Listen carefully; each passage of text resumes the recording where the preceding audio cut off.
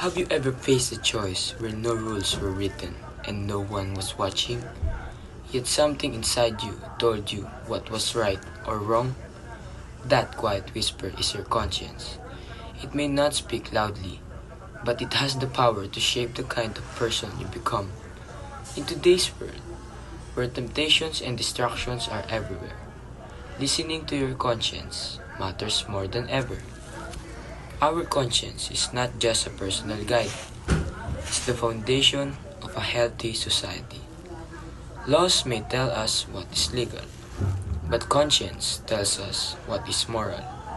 It's what pushes a person to return a lost wallet, to speak out against injustice, or to choose kindness over selfishness. Without conscience, people may follow rules only out of fear of punishment, not because they truly care about doing what's right. I remember a time when my classmate was being laughed at for making a mistake. Nobody stopped it, and the teacher didn't notice. I could have stayed quiet, but my conscience told me, if you don't help, you're part of the problem. So I spoke up. It wasn't easy, but in that moment, I realized conscience is not just a guide, it's a responsibility.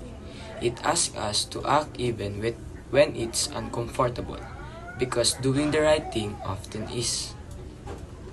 In the end, our conscience is the quiet but unshakable voice that tells us who we truly are. It is stronger than rules, louder than pressure, and more lasting than fear. Our conscience pushes us to do what is right, even when it's difficult, even when no one else will notice, and even when the world tempts us to do otherwise. It reminds us that true process is not measured by wealth or recognition, but by the integrity and kindness we show in our everyday choices.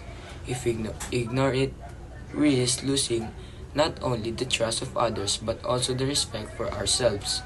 But if we choose to follow it, we not only do what is right, we also inspire others to do the same.